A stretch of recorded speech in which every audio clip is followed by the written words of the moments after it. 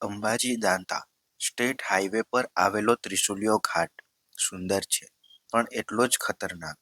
અહીંના વળાંક એટલા તીવ્ર છે કે થોડું ધ્યાન ભટકવું એટલે વાહન કાબૂની બહાર, અને બ્રેકિંગમાં જો થોડી પણ ચૂક થાય તો ભયંકર અકસ્માત.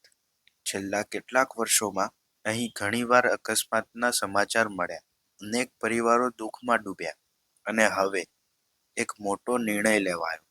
ભારતમાં પહેલી વખત આવી ટેકનોલોજી મુકાશે, જેને કોરિયામાં લાઈફ સેવર કહેવામાં આવે છે. અંબાજીથી દાંતા વચ્ચેનો જે માર્ગ છે એમાં જે ત્રિશુલિયો ઘાટ નામનો જે વિસ્તાર આવે છે ત્યાં ખૂબ જ ઢોળાવવાળો વિસ્તાર છે. ફોરલેન રોડ થયા બાદ તો અકસ્માતોની પ્રમાણ ઘટ્યું છે, પણ છતાંય ક્યારેક ક્યારેક તે અકસ્માતો થતા હોય છે ઢોળાવવાળા વિસ્તારના કારણે.